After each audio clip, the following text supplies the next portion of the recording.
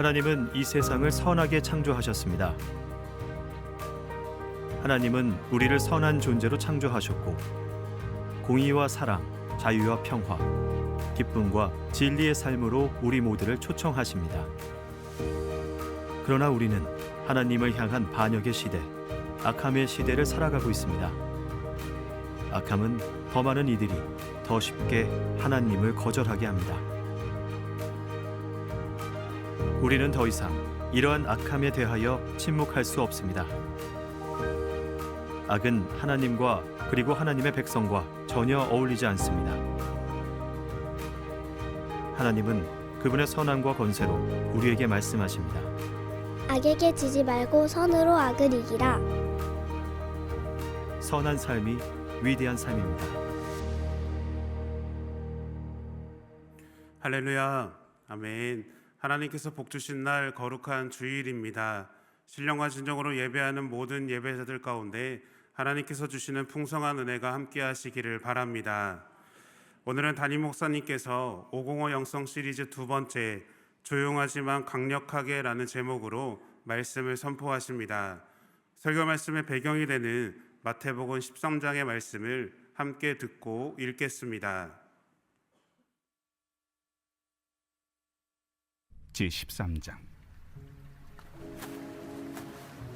그날 예수께서 집에서 나가사 바닷가에 앉으시매 큰 무리가 그에게로 모여들거늘 예수께서 배에 올라가 앉으시고 온 무리는 해변에 서 있더니 예수께서 비유로 여러 가지를 그들에게 말씀하여 이르시되 씨를 뿌리는 자가 뿌리러 나가서 뿌릴새 더러는 길가에 떨어짐에 새들이 와서 먹어버렸고 더러는 흙이 얕은 돌밭에 떨어짐에 흙이 깊지 아니하므로 곧 싹이 나오나 해가 돋은 후에 타서 뿌리가 없으므로 말랐고 더러는 가시떨기 위에 떨어짐에 가시가 자라서 기운을 막았고 더러는 좋은 땅에 떨어짐에 어떤 것은 100배 어떤 것은 60배 어떤 것은 30배의 결실을 하였느니라. 귀 있는 자는 들으라. 제자들이 예수께 나와 이르되 어찌하여 그들에게 비유로 말씀하시나이까? 천국의 비밀을 아는 것이 너희에게는 허락되었으나 그들에게는 아니 되었나니 무릇 있는 자는 받아 넉넉하게 되되 없는 자는 그 있는 것도 빼앗기리라. 그러므로 내가 그들에게 비유로 말하는 것은 그들이 보아도 보지 못하며 들어도 듣지 못하며 깨닫지 못함이니라. 이사야의 예언이 그들에게 이루어졌으니 일렀으되 너희가 듣기는 들어도 깨닫지 못할 것이요 보기는 보아도 알지 못하리라. 이 백성들의 마음이 완악하여져서 그 귀는 듣기에 둔하고 눈은 감았으니 이는 눈으로 보고 귀로 듣고 마음으로 깨달아 돌이켜 내게 고침을 받을까 두려워함이라 하였느니라. 그러나 너희 눈은 봄으로 너희 귀는 들음으로 복이 있도다. 내가 진실로 너희에게 이르노니 많은 선지자와 의인이 너희가 보는 것들을 보고자 하여도 보지 못하였고 너희가 듣는 것들을 듣고자 하여도 듣지 못하였느니라. 그런즉 씨 뿌리는 비유를 들으라. 아무나 천국 말씀을 듣고 깨닫지 못할 때는 악한 자가 와서 그 마음에 뿌려진 것을 빼앗나니 이는 곧 길가에 뿌려진 자요 돌밭에 뿌려졌다는 것은 말씀을 듣고 즉시 기쁨으로 받되 그 속에 뿌리가 없어 잠시 견디다가 말씀으로 말미암아 환난이나 박해가 일어날 때에는 곧 넘어지는 자요 가시떨기에 뿌려졌다는 것은 말씀을 들으나 세상의 염려와 재물의 유혹에 말씀이 막혀 결실하지 못하는 자요 좋은 땅에 뿌려졌다는 것은 말씀을 듣고 깨닫는 자니 결실하여 어떤 것은 100배 어떤 것은 60배 어떤 것은 30배가 되느니라.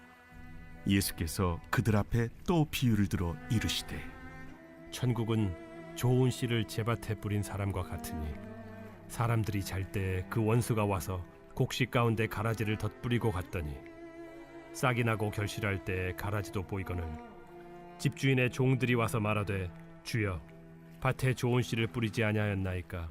그런데 가라지가 어디서 생겼나이까? 주인이 이르되 원수가 이렇게 하였구나.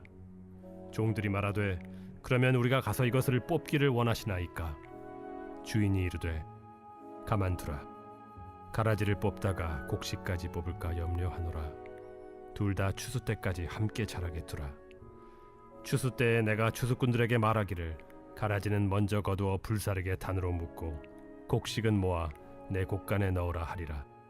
또 비유를 들어 이르시되 천국은 마치 사람이 자기 밭에 갖다 심은 겨자씨 하늘 같으니 이는 모든 씨보다 작은 것이로되 자란 후에는 풀보다 커서 나무가 되매 공중의 새들이 와서 그 가지에 깃들이느니라. 천국은 마치 여자가 가루 서말 속에 갖다 넣어 전부 부풀게 한 누룩과 같으니라. 예수께서 이 모든 것을 무리에게 비유로 말씀하시고 비유가 아니면 아무것도 말씀하지 아니하셨으니 이는 선지자를 통하여 말씀하신 바 내가 입을 열어 비유로 말하고 창세부터 감추인 것들을 드러내리라.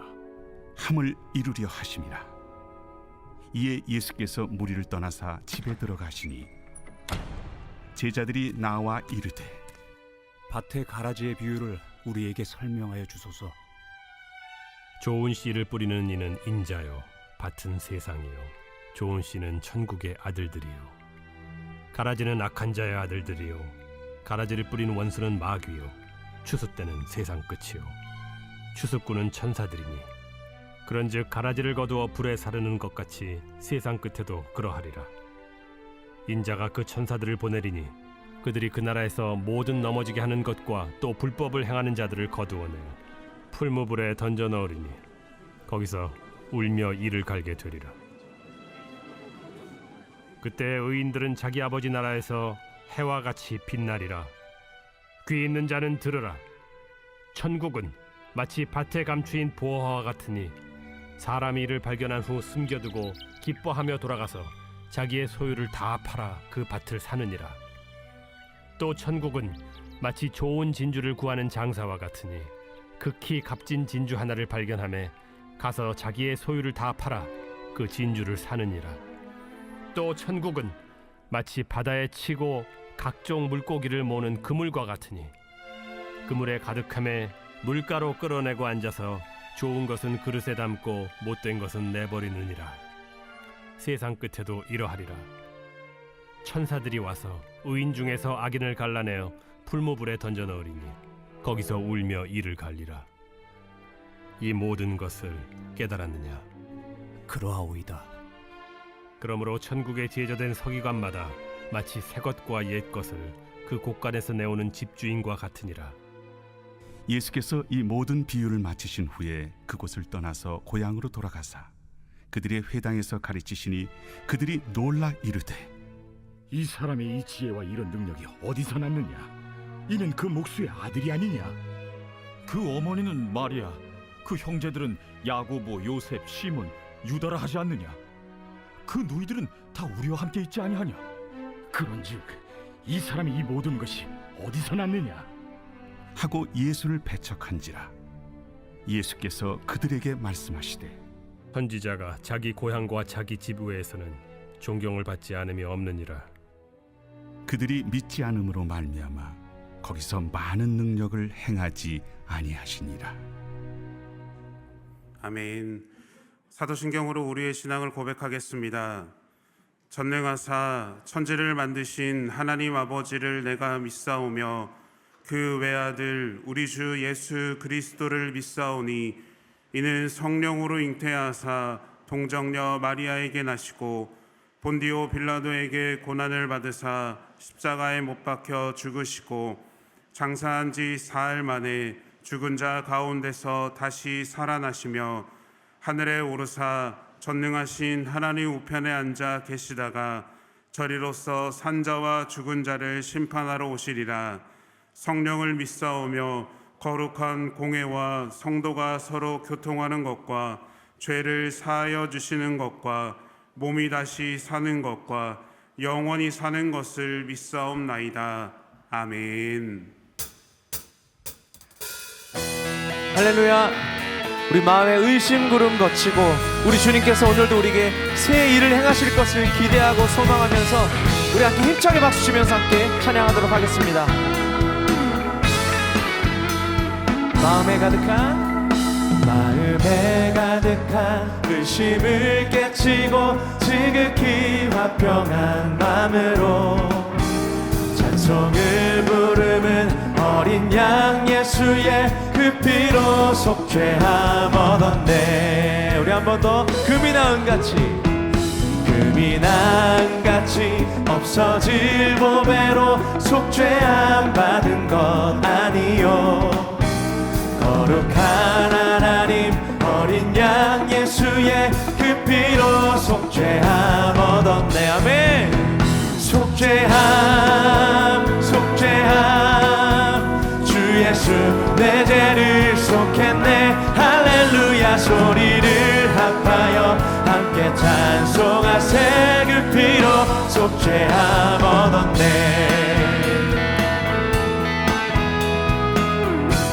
나 같은 죄인이 용서함 받아서 주 앞에 옳다함 얻음을 확실히 믿기는 어린 양 예수의 그 피로 속죄. 한 번 더 고백합시다. 나 같은 죄인이 용서함 받아서 주 앞에 옳다함 얻음을 확실히 믿기는 어린 양 예수의 그 피로 속죄함 얻었네. 속죄함 주 예수 내 죄를 속했네. 할렐루야 소리를 합하여 함께 찬송하세. 그 피로 속죄함. 한 번 더. 속죄함 주 예수 내 죄를 속했네. 할렐루야 소리를 합하여 함께 찬송하세. 그 피로 속죄함 얻었네.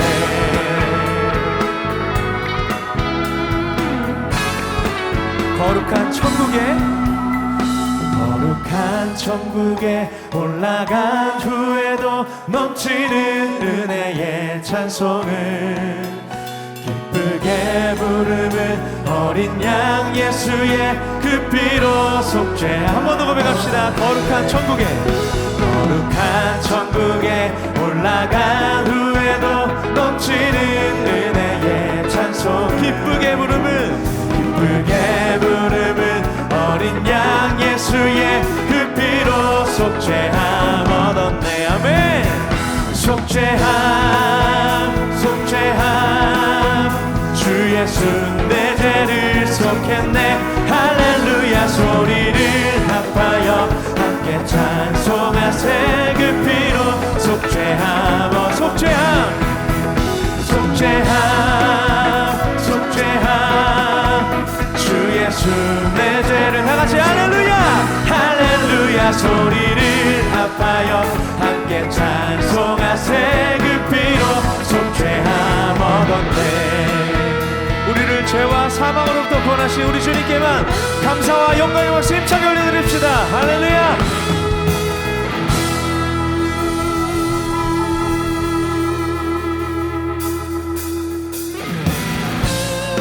지금 우리 주님을 향한 목마름을 가지고 간절한 마음을 가지고 우리 마음의 문을 활짝 열고 우리 주님께 더 깊이 나아가기를 소망합니다.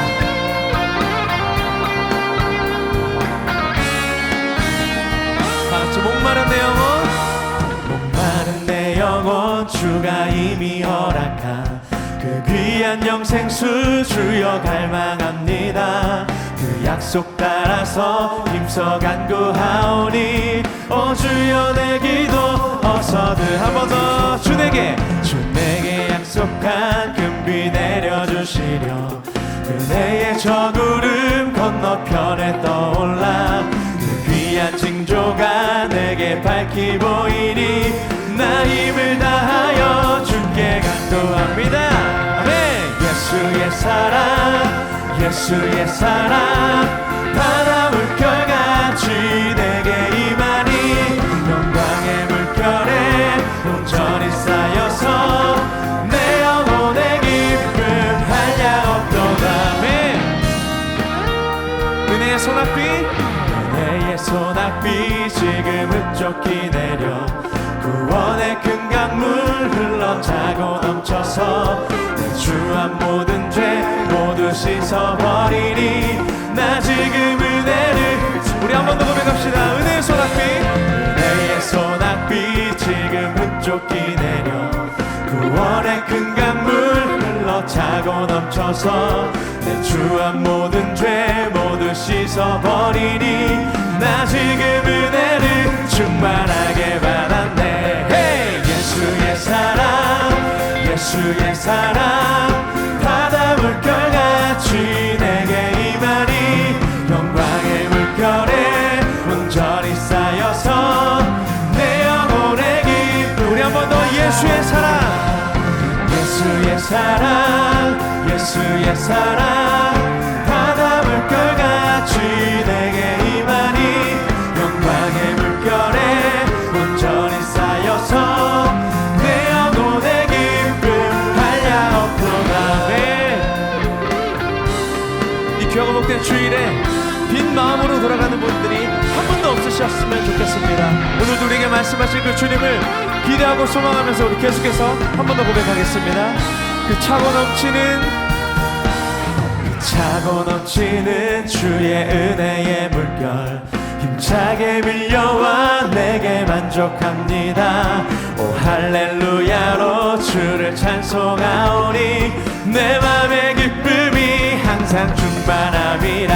hey! 예수의 사랑 예수의 사랑 바다 물결같이 내게 임하니 영광의 물결에 온전히 쌓여서 내 영혼의 기. 우리 목소리로만 고백할게요. 예수의 사랑 예수의 사랑 예수의 사랑 바다 물결같이 내게 임하니 영광의 물결에 온전히 쌓여서 내 영혼의 기쁨. 우리 한 번 더 예수의 사랑 예수의 사랑 예수의 사랑 바다 물결같이 내게 임하니 영광의 물결에 온전히 쌓여서 내 영혼의 기쁨 내 영혼의 기쁨 내 영혼의 기쁨 내 영혼의 기쁨 내 영혼의 기쁨 한량없도다. 우리에게 한량없는 기쁨을 주시는 주님을 찬양합니다. 네.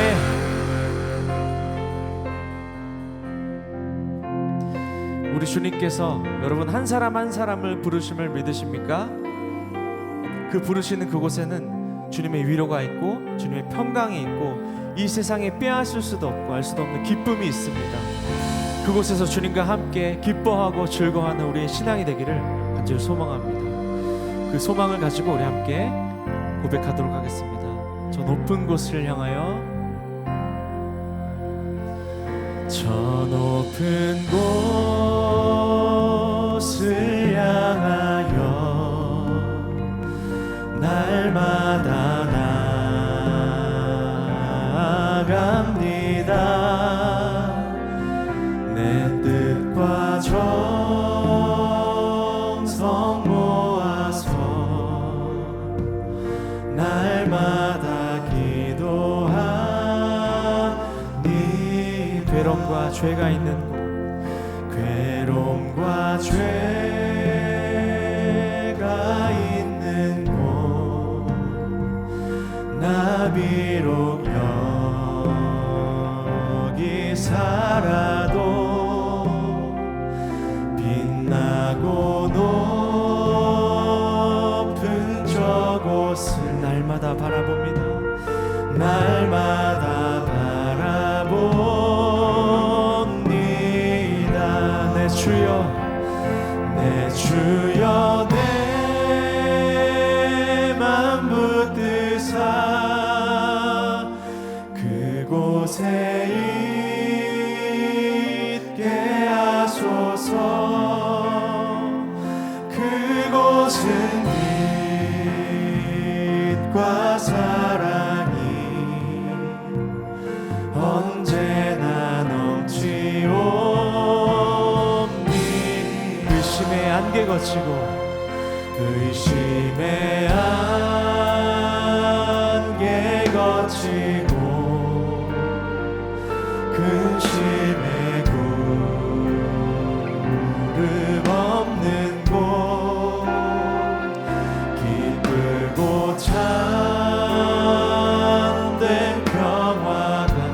거기만 있사옵니다. 거기만 있사옵니다. 험하고 높은 이 길을 험하고 높은 이 길을 싸우며 나아갑니다. 다시금 기도하오니 내 주여 인도하소서. 내 주여 인도하소서. 내 주여 내 맘 붙드사. 내 주여 내 맘 붙드사. 그곳에 있게 하소서. 그곳은 빛과 사랑이 언제나 넘치오니 내 주를 따라 올라가. 내 주를 따라 올라가. 저 높은 곳에 우뚝 서 영원한 복락 누리며 즐거운 노래 부르. 우리 한 번 더 고백합시다. 내 주를 따라. 내 주를 따라 올라가. 저 높은 곳에 우뚝 서 영원한 복락 누리며 주님과 함께 즐거운 노래 부르리. 내 주여 내 주여 내 맘 붙드사. 그곳에 있게 하소서. 그곳은 빛과 사랑이 언제나 넘치옵니다. 내 주여 내 맘 붙드사. 내 주여 내 맘 붙드사. 주님과 함께 그곳에 있게 하소서. 그곳은 빛과 사랑이 언제나 넘치옵니다. 아멘. 이 시간 우리 함께 기도합시다. 하나님께서 주시는 소망을 품고 살아가는 자들 되게 하여 주시옵소서. 하나님 이 땅을 살아갈 때 메마른 가슴으로 살지 않게 하시고 하나님이 주신 생명과 소망과 기쁨과 사랑을 마음껏 누리며 하나님 이 땅에서도 하나님 함께 하시는 그 천국을 누리며 살아가는 주님의 귀한 자녀들 되게 하여 주시옵소서. 그 소망을 품고 우리 함께 주여 한번 외치고 기도하도록 하겠습니다. 주여 주님 하나님 주시는 영원한 소망이 아버지 우리의 가슴 가운데 메마르지 않고 날마다 샘솟는 영원한 생물이 되게 하여 주시옵소서. 하나님 날마다 주님을 보고 주님과 함께 살아가며 주님을 누리며 하나님과 함께 동행하는 삶을 살기를 소망합니다. 주여 우리의 인생을 붙드심을 믿사오니 날마다 주여 우리의 삶을 이끄시옵소서. 주님을 의지하며 나아갑니다.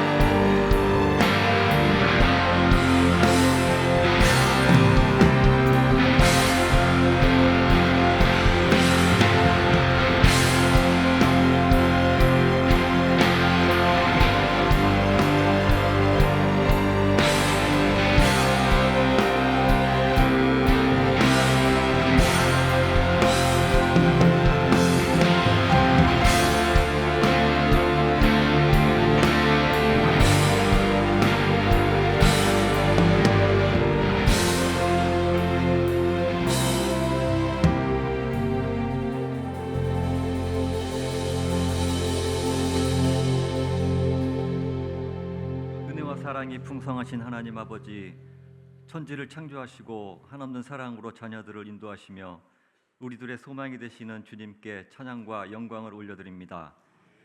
지난 한 주간도 주님의 은혜 없이는 하루도 살아갈 수 없는 저희들을 지켜주시고 보호하여 주심에 감사를 드립니다. 저희들의 삶을 통하여 하나님을 기쁘시게 해드리길 원하였으나 연약하여 하나님의 영광을 가리운 때가 있었다면 이 시간 회개하오니 주님 용서하여 주옵소서. 사순절을 시작하며 하나님의 사랑과 화목제물이 되신 예수님의 고난과 희생을 다시 마음속에 새기길 원합니다. 예수님의 찔림은 우리의 허물 때문입니다. 예수님의 상함은 우리의 죄악 때문입니다. 그 십자가를 통한 예수님의 희생과 사랑을 저희들이 믿음으로 구원의 복을 받았습니다. 예수님이 징계를 받음으로 우리는 평화를 누리고 채찍을 맞음으로 우린 나음을 받았습니다. 예수님 때문에 얻은 귀한 삶을 주님 나라를 위하여 힘쓰며 살아가는 저희들 되게 도와 주옵소서. 40일간의 새벽 기도회를 통하여 하나님의 선하심을 더욱 깊이 묵상하며 알아가는 시간 되게 하옵소서. 담임 목사님을 사순절 마치는 날까지 강건하게 지켜주시고 하나님의 선하심을 증거하고 선포하게 하옵소서. 7뼈를 붙잡고 7 금촛대 사이를 거니시는 주님께서 한사랑교회의 머리 되심을 믿습니다. 저희 교회를 통치하시고 운영하시며 주님의 길로 인도하시는 길로 따라가며 순종하는 한사랑교회가 되게 하옵소서. 이 민족을 불쌍히 여기시고 다시 하나님 나라의 부흥이 이 땅 위에 일어나게 역사하여 주옵소서. 지금도 하나님 나라를 위해 영적 싸움을 감당하는 선교사님들에게 힘과 권능을 주시며 복음의 문을 열어주시고 주님의 은혜와 평강이 임하게 하옵소서. 이 시간 505 영성 시리즈 2번째 조용하지만 강력하게라는 제목으로 말씀을 전하시는 목사님께 말씀의 능력을 더하여 주옵소서. 어린아이와 같이 자기를 낮추는 자가 천국에서 큰 자라고 말씀하신 대로 주님 앞에 작고 나약한 존재임을 고백할 때 저희들을 통하여 주님께서 큰 역사를 이루실 줄 믿습니다. 할렐루야 찬양대의 찬양을 통하여 주님 영광 받으시고 각 처에서 예배를 위하여 수고하는 모든 헌신자들에게 복을 더하여 주옵소서. 감사드리오며 우리의 소망 되시는 예수님의 이름으로 기도드립니다.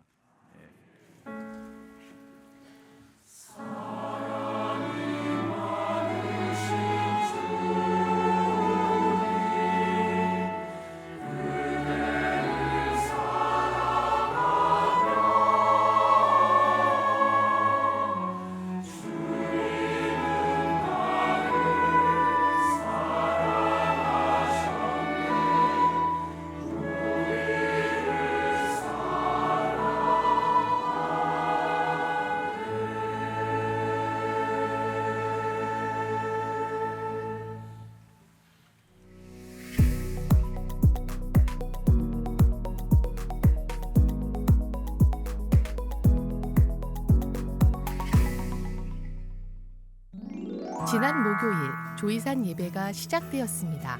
믿음 안에서 서로를 축복하며 하나님의 풍성하고 선한 은혜를 기대하며 2025년 상반기를 시작하였습니다. 매주 맛있는 식사를 섬겨주시는 손길에 감사드리며 조이산을 위해 성도님들의 많은 관심과 기도를 부탁드립니다. 2025년 사순절 특별 새벽 예배 40가지의 선함 이야기가 4월 19일 토요일까지 1부는 오전 5시에 대예배실과 유튜브 라이브로 2부는 오전 6시에 3층 좋은 나무홀에서 현장 예배로 진행됩니다. 새벽 운행 셔틀버스는 교회 홈페이지를 참고해 주시고 사순절 아침 식사 및 선교원금 문의는 이선구 전도사에게 해주시기 바랍니다. 사순절 기간 동안 포레스트 워십은 자유롭게 드리시기 바랍니다. 한사랑교회 남성연합숲 모임이 오늘 오후 1시에 3층 좋은나무홀에서 있습니다. 선함을 함께 빚어가는 공동체에 모든 남성숲을 초대합니다. 조이산 예배가 3월 13일 목요일 오전 11시에 3층 좋은나무홀에서 있습니다. 당일 점심 식사가 제공됩니다. 한사랑교회 3040 연합숲 모임이 3월 16일 주일 오후 1시에 3층 좋은나무홀에서 있습니다. 2025년 한사랑학당 봄학기 성경이 읽어지네가 개강합니다. 강의별 일정 및 장소는 주보를 참고해 주시고 문의 및 접수는 곽상두 전도사에게 해주시기 바랍니다. 3월 여선교회 원례회가 3월 11일 화요일 오전 11시에 3층 좋은나무홀에서 있습니다. 각 여선 회장 및 총무께서는 반드시 참석해 주시기 바랍니다. 당일 점심 식사가 제공됩니다. 가정 예배 및 개인 영성 생활을 위한 큐티책, 매일 성경 3, 4월호를 판매합니다. 이창순 집사, 박희옥 권사의 자녀 이지훈 군과 임채원 양의 결혼식이 3월 15일 토요일 낮 12시에 있습니다. 버스가 교회에서 오전 11시에 출발합니다. 자세한 주간 일정은 주보를 참조해 주시기 바랍니다. 지금까지 한사랑 소식이었습니다. 고맙습니다. 할렐루야. 우리 주의 인도하심이 여러분의 선택을 이끄시기를 간절히 축원합니다. 사순절이 시작이 되었고요. 벌써 10분의 1이 지나갔습니다. 사순절은 우리 한사랑교회의 영성이자 또 힘이죠. 해마다 사순절 때는 굉장히 많은 기적들이 일어났었습니다. 죽어가던 청년이 살아난 적도 있고요. 병이 나은 적도 있고요. 망하던 사업이 되살아난 적도 있고요. 그리고 이런 드라마틱한 기적이 안 일어나도 괜찮습니다. 왜냐하면 하나님이 기뻐하시니까. 여러분 끝까지 함께 하셔서 하나님께는 기쁨이 되고 우리 가문에는 영광이 될 수 있기를 축복합니다. 이번 주 목요일에는 우리 한국에서 가장 큰 선교 단체인 GMF의 이사들이 아침 8시부터 점심 때까지 장장 4시간 동안 우리 한사랑교회에 모여서 이사회 또 총회를 하게 됩니다.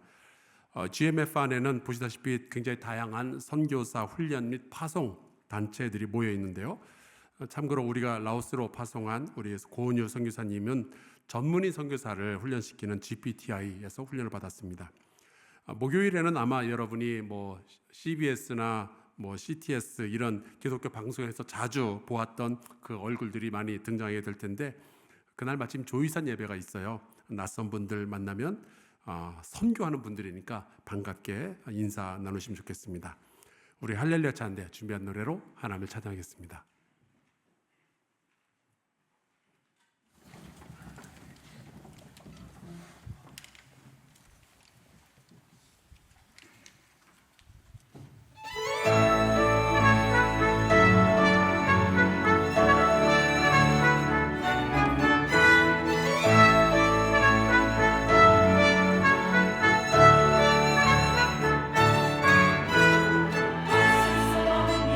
찬양하라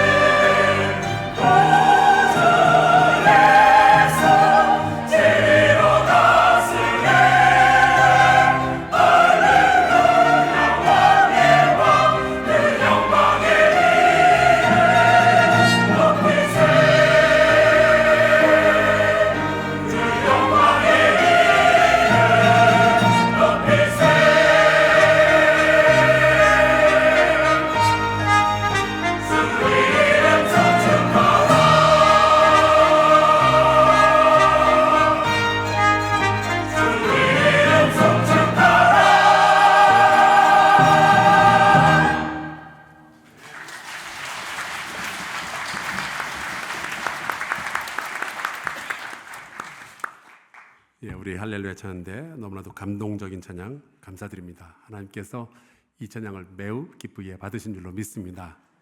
매주마다 이렇게 엄청난 찬양을 들려주셔서 감사드립니다.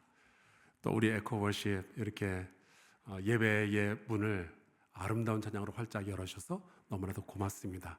주님께서 큰 복을 내려주실 줄로 믿습니다. 오늘 우리에게 주시는 말씀 있는데요, 잠시 자리에서 일어나서 마태복음 13장입니다. 31절에서 35절 말씀 제가 받들어서 읽겠습니다. 또 비유를 들어 이르시되 천국은 마치 사람이 자기 밭에 갖다 심은 겨자씨 한 알 같으니 이는 모든 씨보다 작은 것이로되 자란 후에는 풀보다 커서 나무가 되며 공중의 새들이 와서 그 가지에 깃들이느니라. 또 비유로 말씀하시되 천국은 마치 여자가 가루 서말 속에 갖다 넣어 전부 부풀게 한 누룩과 같으니라. 예수께서 이 모든 것을 무리에게 비유로 말씀하시고 비유가 아니면 아무것도 말씀하지 아니하셨으니 이는 선지자를 통하여 말씀하신 바 내가 입을 열어 비유로 말하고 창세부터 감추인 것들을 드러내리라 함을 이루려 하심이라. 아멘. 자리에 앉으시기 바랍니다. 같이 기도하겠습니다. 하나님, 우리를 묶고 있던 죄와 어두움의 사슬을 끊어주셔서 감사드립니다. 진리로 자유케 된 우리가 그 자유함으로 하나님을 사랑하며 섬기게 하여 주옵소서. 오늘 주의 말씀을 함께 나눌 때 하나님 나라 비밀을 알게 하시고 하나님 나라의 백성으로서 멋진 인생을 살게 도와 주옵소서. 예수 그리스도의 이름으로 기도하옵나이다. 아멘.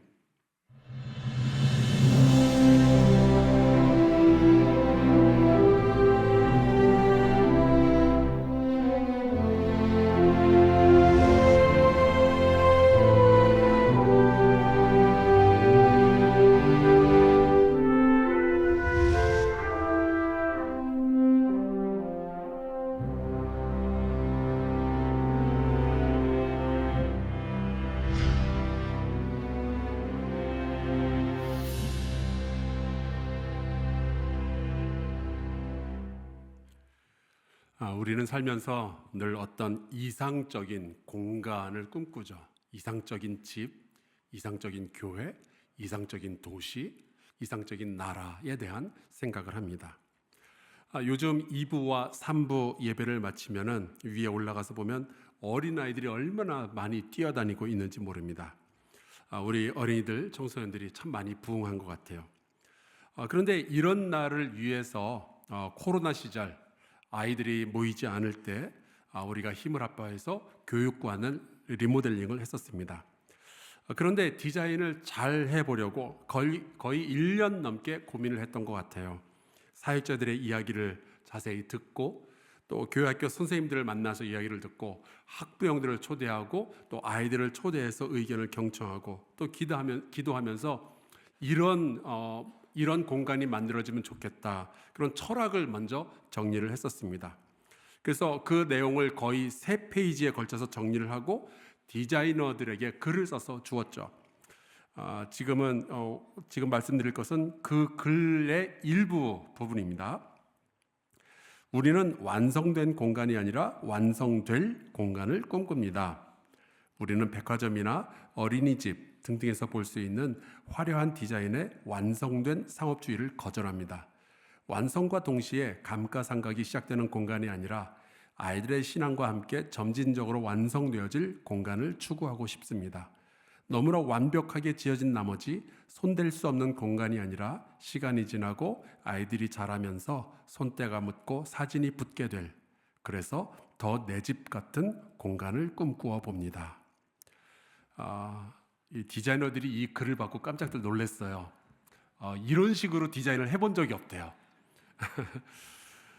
우리는 이렇게 꿈꾸는 어떤 공간에 대한 이야기를 누군가에게 말해 주었었습니다. 그리고 때로는 우리는 이상적인 꿈꾸는 세상에 대한 이야기도 꺼내죠. 이것을 우리가 전문 용어로 유토피아니즘이라고 합니다. 우리가 잘 아는 철학자 플라톤이 썼던 국가로는 철학자들이 다스리는 세상에서 군인과 생산자가 함께 나라를 만들면 어떨까? 이 상상에 대한 이야기를 했어요. 토마스 모어가 그렸던 그 유토피아라는 세상은 사유재산도 없고 모두가 평등한 세상, 공산주의가 딱 그런 세상이죠. 또 프란시스 베이컨이 쓴 새로운 아틀란티스라는 책에 보면 과학과 기술 발전을 통해서 번영하는 벤 살렘이라는 이상 국가가 등장합니다. 18세기 중국의 청나라 시절에 이여진이라는 사람이 경화현이라는 소설을 썼어요. 그 내용을 보면은 주인공 당오라는 사람이 세계 여러 나라들을 이제 방문을 하게 되는데 예의를 아는 군자국, 군자들의 나라 군자국, 또 거인들이 살고 있다는 대인국 등등을 이제 방문을 하죠. 우리가 아는 그 걸리버 여행이랑 상당히 비슷합니다. 그 사람이 방문했던 나라들 가운데 재미있는 것이 여성들의 나라 여아국이라는 곳이 있다는 거예요. 이 나라에서는 여자들이 주로 이제 정치나 바깥 일들을 다 하고요. 남자들은 치마를 입고 집안일을 하고 집 바깥에도 함부로 나다니지 못하고 걸핏하면은 여자들에게 구박을 받았다고 합니다. 그래도 이 나라는 아주 멋지게 잘 운영되고 있더라. 그런 내용을 써놨어요. 남자들이 여자들에게 구박받고 부엌에서 우는 세상, 그게 지상 낙원이라는 거예요. 여러분 동의하십니까? 자, 여러분은 어떤 세상을 꿈꾸세요? 성경에 보면 하나님이 꿈꾸시는 세상이 있습니다. 우리가 그것을 하나님의 나라라고 부르죠. 성경은 66권의 책이기도 하지만 하나님의 나라를 설명하는 단 한 권의 책으로도 볼 수 있습니다. 그만큼 이 하나님의 나라는 우리에게 굉장히 중요한 개념이고요. 우리가 이것을 이해해야만 예수께서 우리에게 말씀해 주셨던 그 풍성한 이야기들을 이해할 수가 있게 되는 거예요. 오늘은 마태복음 13장에 나오는 비유를 통해서 하나님 나라가 이 세상에서 어떤 방식으로 확장되는지에 대한 말씀을 나누려고 합니다. 그런 말이 있어요. 인류의 역사를 살펴보면은 지상 낙원을 약속했던 독재자들은 다들 지옥을 만들어 놓았다. 생각해 보니까 그 게르만 사람들의 지상 낙원을 약속했던 히틀러는요 20세기를 지옥으로 만들어 놨죠. 또 노동자들의 지상 낙원을 약속했던 스탈린과 모택동과 김일성은 자기네 나라와 이 세상을요 끔찍한 지옥으로 만들어 놓았습니다. 그 사람들은 이런 포스터를 붙여놓고 백성들에게 지상 낙원을 약속을 했었어요. 어린이와 여자와 노동자가 행복한 나라. 그러나 그 결과는 엉망진창이었습니다.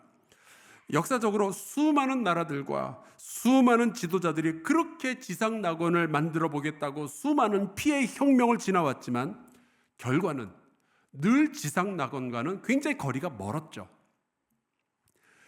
예수님께서 사시던 바로 그 당시에도 많은 사람들이 예수님에게 강력한 혁명을 기대했었습니다. 요한복음 6장에 보면은 이런 말씀이 있어요. 그 사람들이 예수께서 행하신 이 표적을 보고 말하되 이는 참으로 세상에 오실 그 선지자라, 그 메시아다 그렇게 말을 했던 거예요.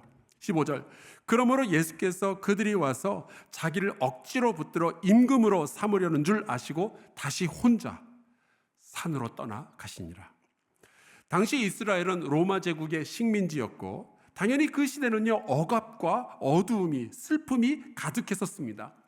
그래서 사람들은 예수님을 메시아로 보여지는 저 예수님을 왕으로 모셔서 순식간에 로마 제국을 뒤집어 엎고 이스라엘의 자유를 선포하고 새로운 하나님의 나라를 만들고 싶었던 거예요. 그래서 많은 사람들이 예수님을 모셔다가 임금으로 삼으려고 했었습니다. 심지어 예수님의 제자들은 이 예수님이 예루살렘에 들어가셔서 왕이 되시면 누가 예수님의 옆자리를 차지할 수 있냐 이걸 가지고 싸우기도 했어요. 아니나 다를까 예수님께서 나귀를 타고 예루살렘 성에 입성하실 때는요 수많은 사람들이 호산나를 외치면서 뜨겁게 환영을 하죠. 그런데 예수님은 반복적으로 어떤 급격한 폭력이나 정치적인 방법을 피하십니다. 칼을 쓰는 자는 칼로 망할 거라고 말씀하시고요, 복수해서는 안 된다고 말씀하시고요, 이에는 이, 눈에는 눈, 이건 하나님의 방법이 아니라고 하시고요, 용서하라 하시고 심지어 원수를 사랑하고 그를 위해서 기도하라는 말씀도 하시죠. 아니, 그렇게 약게 빠져서야 어떻게 세상을 바꿀 수가 있겠어요? 생각 같아서는 그냥 확 세상을 뒤집어 엎어가지고 하나님의 나라를 만드시면 좋겠는데, 그리고 사실 예수님은 그러실 수 있었습니다. 요한복음 13장에 보면 이런 말씀이 나와요. 저녁 먹는 중 예수는 아버지께서 모든 것을 자기 손에 맡기신 것과 또 자기가 하나님으로부터 오셨다가 하나님께로 돌아가실 것을 아시고, 그러니까 예수님은요, 자신이 세상의 모든 권세를 가지신 것을 알고 계셨어요. 요즘 미국과 중국이 서로 세계의 패권, 주도권을 쥐려고 그렇게 서로 싸우고 으르렁거리고 있잖아요. 예수님은요, 모든 권세와 힘이 그분 손 안에 다 있었다고요.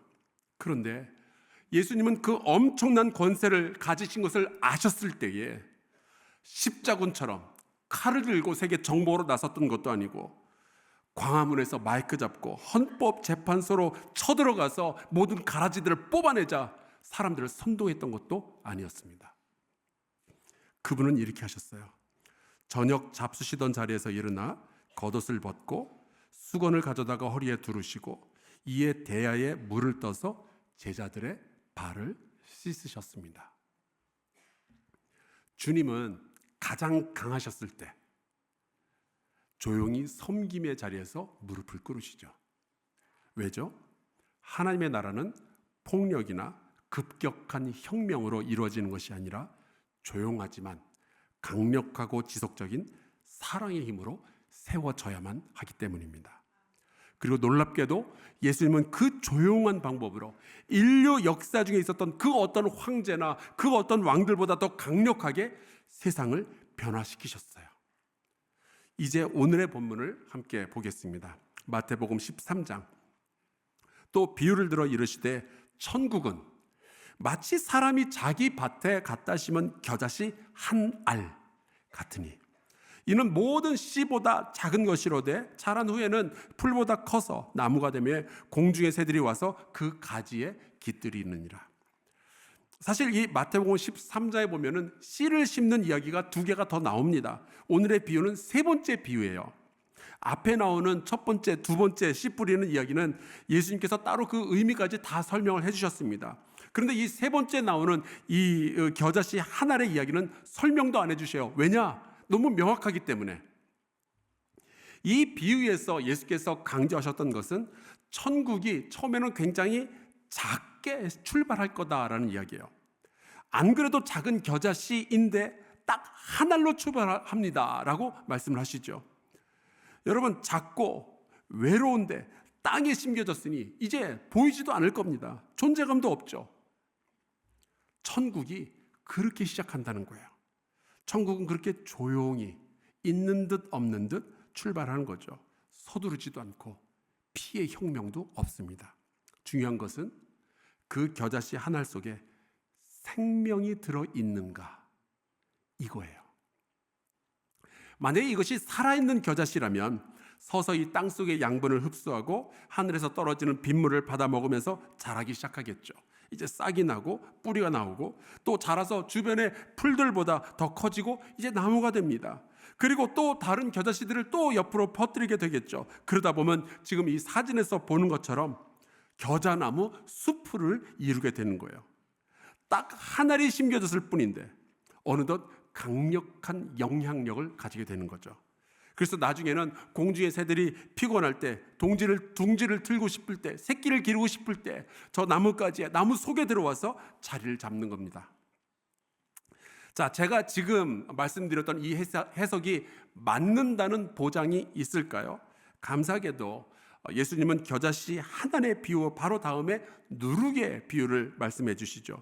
만약에 이 누룩의 비유와 또 겨자씨 한 알의 비유가 같은 이야기를 설명하고 있다면은 아마 제가 해석한 것이 맞을 겁니다.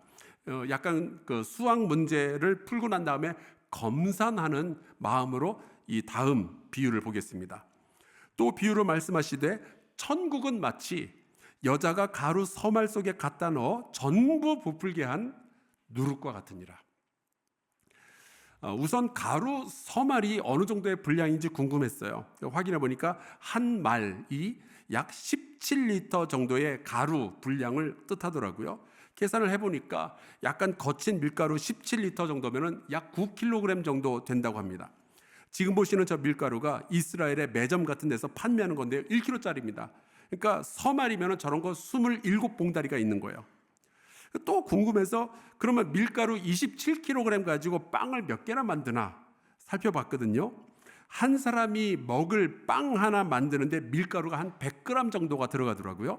그러니까 가루 서말은요, 빵 270개를 만들 만한 분량인 거예요.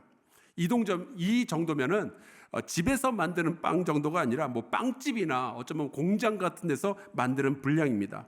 그러니까 비유에 나오는 여자는 어떤 여자인지 모르겠지만 진짜 손이 큰 여자인 거예요.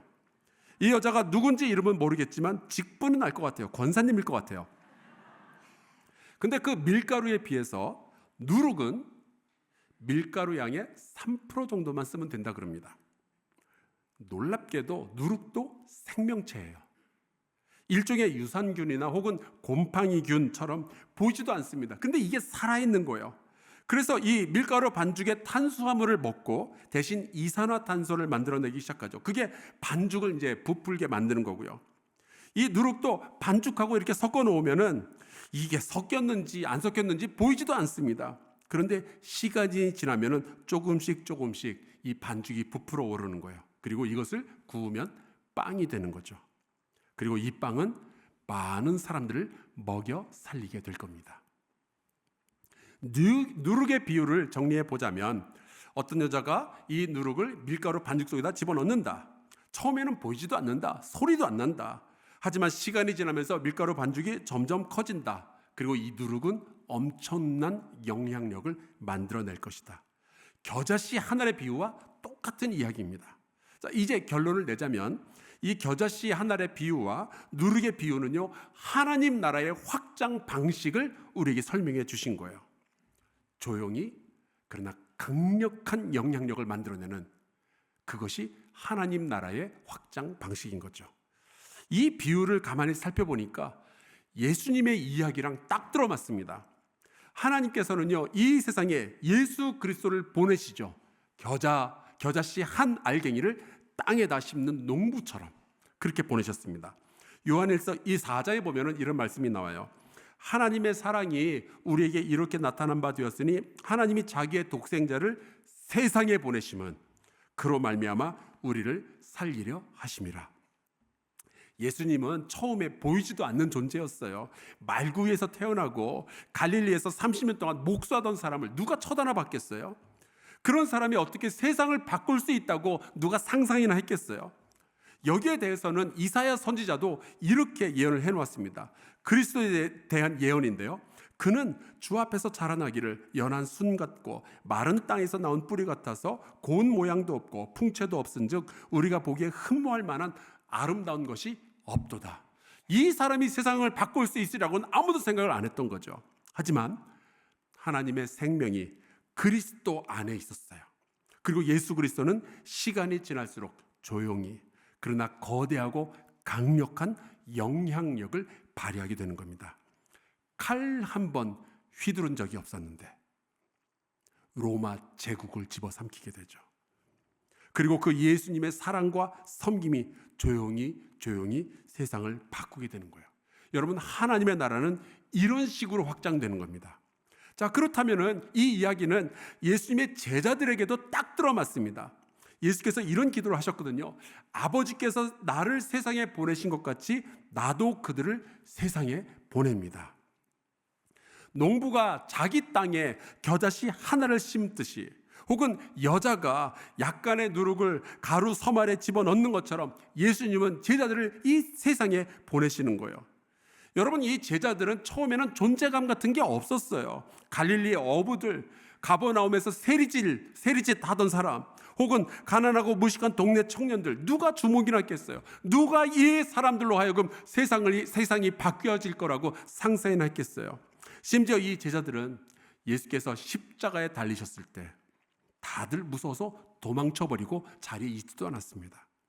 그런데 시간이 지나면서 성령께서 임하셨고 이 제자들이 조용히 그러나 강력하게 세상을 바꾸기 시작하죠. 칼 한 번 휘두른 적 없지만 예루살렘을 뒤집어 놓았고요. 사마리아라는 도시를 바꿔 놓습니다. 안디옥을 바꾸고 빌립보와 데살로니가와 고린도와 같은 로마 제국의 큰 도시들을 변화시키기 시작했던 거예요. 저는 이 겨자씨와 누룩의 비유는 예수님에 대한 비유이기도 하며 제자들에 대한 비유이기도 하며 또한 이것은 저와 여러분에 대한 비유라고 믿습니다. 여러분, 우리는 그리스도에 의하여 선택된 겨자씨이자 누룩이고 그리스도에 의해서 어디엔가 심겨지고 어디엔가 묻혀진 그러한 존재들인 거예요. 여러분, 우리 안에는 그리스도의 생명이 들어 있습니다. 사도 바울이 이런 고백을 한 적이 있어요. 갈라디아서 2장. 그런즉 이제는 내가 사는 것이 아니요 오직 내 안에 그리스도께서 사시는 것이라. 여러분, 우리 안에는 그리스도의 생명이 있는 겁니다. 고린도전서 3장. 하나님의 성령이 너희 안에 계시는 것을 알지 못하느냐. 여러분 안에 그리스도께서 살아계시고요, 여러분 안에 성령이 계시다는 것을 꼭 믿으시기를 주의 이름으로 축원합니다. 근데 이게 느껴지면 참 좋은데 안 느껴질 수도 있을 거예요. 그런데 여러분, 느껴지지 않는다고 해서 그 그리스도의 생명이 우리 안에 없는 게 아닙니다. 오히려 이게 느껴지지 않을 때 좀 알아보는 방법도 있어요. 여러분은 예수 그리스도를 주님으로 고백하십니까? 정말인가요? 예수 안 믿는 친구가 여러분에게 너 교회 다니지? 너 예수님을 주님이라고 믿냐? 라고 물어볼 때 여러분 그렇다고 대답하실 겁니까? 예, 그렇다면은 이 말씀을 한번 볼까요? 고린도전서 12장. 또 성령으로 아니하고는 누구든지 예수를 주시라고 할 수 없느니라. 여러분, 우리가 예수님을 주님이라고 고백하는 거 이거 너무 쉬운 거 아니냐? 이거 아무것도 아닌 거 아니냐라고 생각하지만 여러분, 성령으로 아니하고서는 그런 일들은 벌어지지 않습니다. 여러분 생각해 보세요. 어디서 스님 데려다 놓고 예수님이 주님이냐고 물어보세요. 100번이라고 물어보세요. 그렇다고 대답을 하는가? 못합니다. 여러분, 예수님을 주님이라고 고백하는 사람은 그 안에 성령이 있기 때문에 그게 가능한 거예요. 자, 그렇다면은 예수님을 주님으로 모신 우리가 할 일이 있죠. 하나님에 의하여서 내가 어디로 보내졌던, 어디에 심겨졌던, 어느 공동체에 섞이게 되었든 살아계신 성령님을 내 안에 모시고 조용히 그러나 최선을 다해서 믿음대로 살아가는 겁니다. 저는 지난 10년 동안 IBA라는 단체와 함께 비즈니스 세계 속에서의 하나님의 선교가 어떤 것인지에 대해서 관찰하고 배우는 그런 기회를 가져왔습니다. 지금도 이 단체의 상임 이사로서 일하고 있어요. 그동안 수많은 선교사들을 만나서 대화를 나누었고요. 수많은 비즈니스맨들을 만나서 그들의 이야기를 경청했습니다. 그러면서 제가 깨달은 게 있어요. 여러분, 하나님은 지금 이 시대에 비즈니스 영역 속에서도요, 비즈니스맨들을 통해서 직장인들을 통해서도 조용히 그러나 강력한 변화를 온 세상 가운데 지금 일으켜가고 계신다는 사실이에요. 하나님의 나라를 확장시키고 있습니다. 공산주의 국가에서 지금 사업을 하고 있는 어느 기독교인 사장님의 이야기를 들려드리고 설교를 마치겠습니다. 실체가 알려지면 안 되니까 이름은 말씀드릴 수 없어요. 이 한국인 사장님은 선교사는 아닙니다. 그런데 공산주의 국가에 들어가신 거예요. 그리고 그곳에서 벌써 14년째 카페 및 식당 프랜차이즈를 운영하고 있습니다. 그런데 이분이 처음으로 카페를 열었던 그 도시는요, 이른바 남자들의 도시였어요.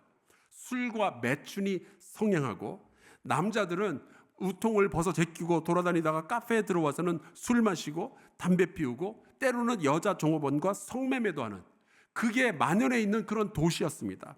바로 이 도시에 이 기독교인 사장님이 들어간 거예요. 그리고 거기서 카페를 열게 되었는데 기도하는 가운데 하나님, 건강한 문화를 만들게 하여 주시옵소서, 사회적으로 선한 영향력을 끼치는 카페를 만들게 하여 주시옵소서 기도를 하죠.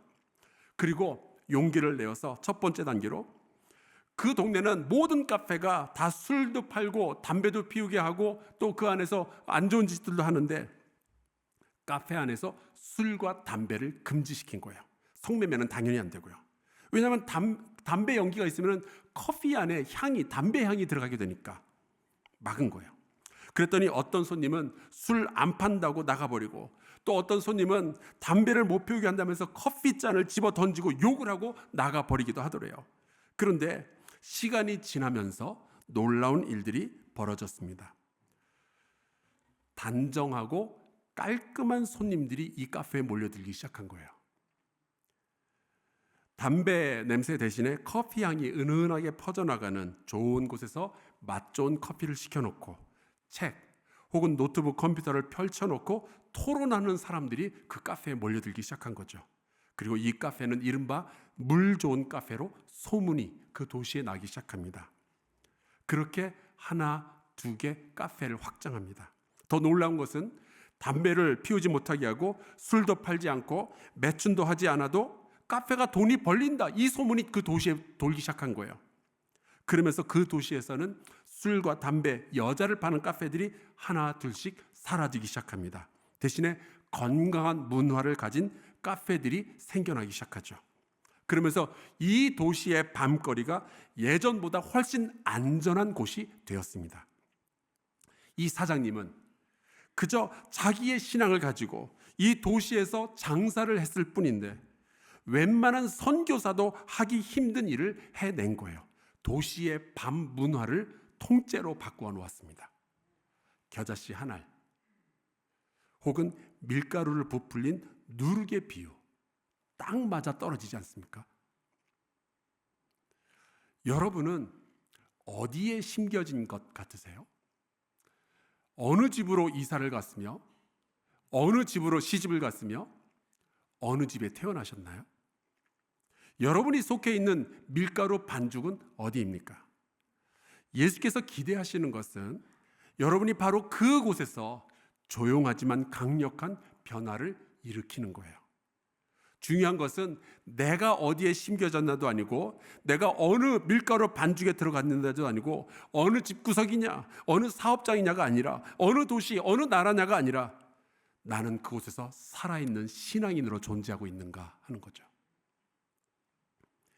겨자씨가 이제 때가 되었으니 싹을 틔워야겠군 그러면서 막 힘주고 그럽니까? 아니요. 그냥 심겨진 자리에서 겨자씨로 존재하고 있다면 그 안에 있는 생명이 움직이기 시작할 거예요. 누룩이 밀가루 반죽 속에 들어가서 어떻게 밀가루를 부풀릴지 막 전략회의하고 프레젠테이션하고 그럽니까? 너는 저기 가서 부풀려라, 이쪽은 내가 맡을게, 그럴까요? 아니요. 누룩 안에 있는 그 생명이 밀가루와 반응하면서 밀가루 반죽 전체적인 변화가 생겨나는 거죠. 여러분, 이것이 하나님 나라의 확장 방식입니다. 여러분 안에 살아계시는 그리스도를 신뢰하시기를 주 이름으로 축원합니다. 여러분 안에서 일하시는 성령님을 신뢰하시기를 주 이름으로 축원합니다. 그리고 성령께서 여러분에게 지시하시는 대로 순종하시기를 주 이름으로 축원합니다. 비즈니스 세계 역시 하나님의 나라가 세워져야 하는 영역이에요.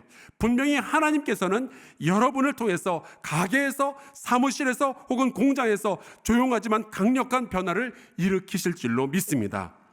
그저 살아있는 신앙인으로서 우리의 삶을 주님께 드리며 존재하시기를 주 이름으로 축원합니다. 그럼 우리 안에서 착한 일을 이미 시작하신 그 주님께서 여러분의 삶 가운데, 여러분이 속해 있는 그 공간에서 새로운 일을 시작하여 주실 줄로 믿습니다. 우리 함께 찬송 부르고 기도하면 좋겠어요. 제가 이 찬송 부를 때마다 울컥하기도 하고 또 가슴도 뛰는 그러한 노래인데요.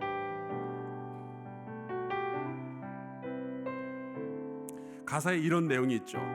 먼저 그 나라 그 뜻 구하며 나의 삶을 드리겠습니다. 같이 고백하며 찬양하고 기도합시다.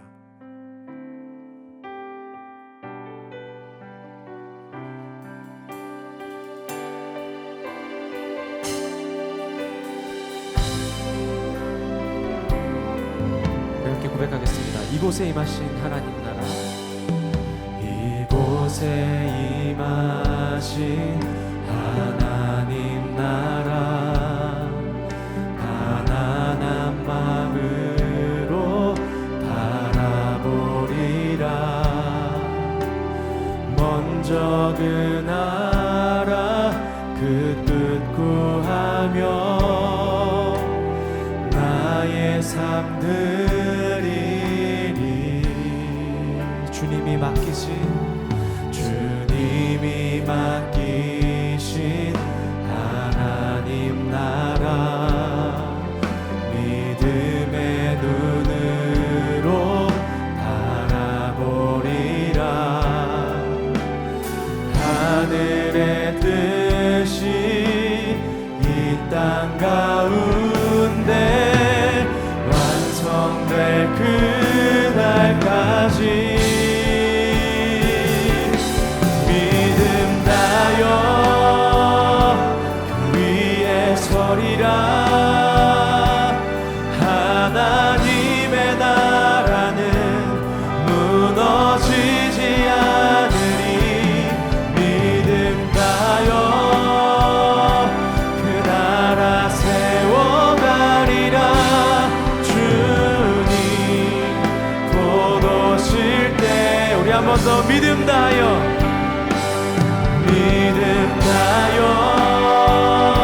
그 위에 서리라. 하나님의 나라는 무너지지 않으리. 믿음 다여 그 나라 세워가리라. 주님 곧 오실 때까지. 우리 함께 기도할까요? 하나님은 여러분을 그곳에 의도적으로 심으셨습니다. 지금은 존재감도 별로 없을 수 있어요. 여러분, 그렇지만 거기에서 살아있는 신앙인으로서 존재하면 하나님은 정하신 때에 여러분을 통하여서 강력한 변화를 일으키실 겁니다. 우리 함께 기도합시다. 하나님, 내가 살아있는 믿음의 사람이 되게 하여 주시옵소서. 예수의 생명력이 내 안에 살아 숨쉬게 하여 주시옵소서. 통성으로 기도하겠습니다. 주 여호와 하나님 아버지, 주께서 우리와 함께하여 주시옵소서. 하나님, 제발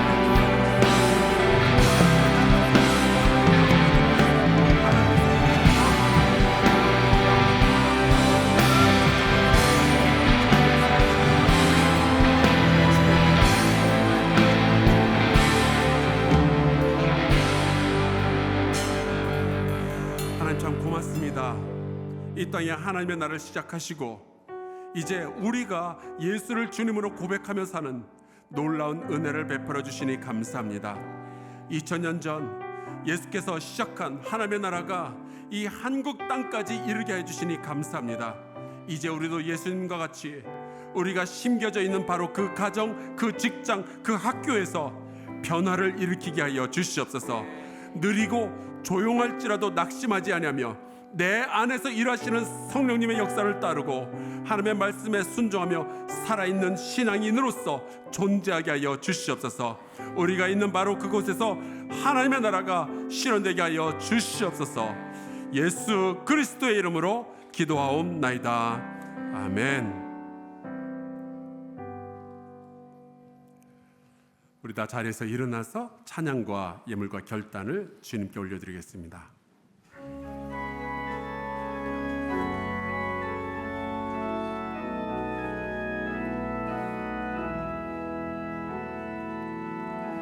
예수 이름으로 모였던 곳에서 우리가 헤어질 때 늘 함께 하시며 이 세상 살 동안 주 말씀 따라서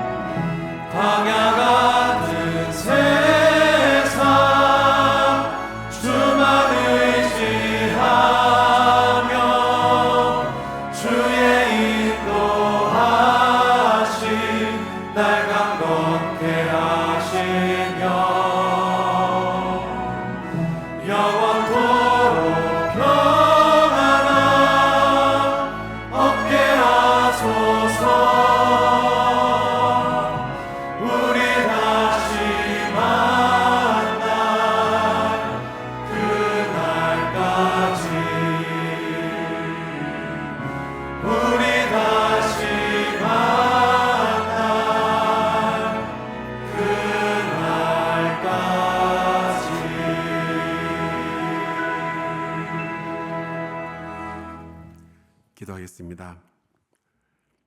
우리 안에 하나님 나라의 임재를 시작하신 주님께 감사드리며 이 예물을 바칩니다. 너무나도 폭력적인 이 세상 속에서 우리 성도들을 보호하여 주시며 저희가 존재하는 바로 그곳에서 하나님의 나라가 또 확장되어지게 하여 주시옵소서. 이 예물이 겨자씨 한 알처럼 조용히 그러나 강력한 변화를 일으키는 일에 쓰여지게 하여 주시옵소서. 교회가 존재함으로 도시가 변화되게 하시고 하나님의 나라의 사랑과 정의와 용서와 인내가 우리 세상의 문화가 되게 하여 주시옵소서. 이제는 이 땅에 하나님의 나라를 이미 시작하신 예수 그리스도의 은혜와 우리에게 그 예수를 보내신 하나님의 놀라운 사랑과 우리를 살아있는 신앙인으로 이끄시는 성령님의 인도하심이 오늘 주 앞에 나와 예배드린 우리 사랑하는 성도들과 그들이 심겨진 모든 곳과 이 대한민국 위에 영원히 함께 하시기를 간절히 축원하옵나이다. 아멘.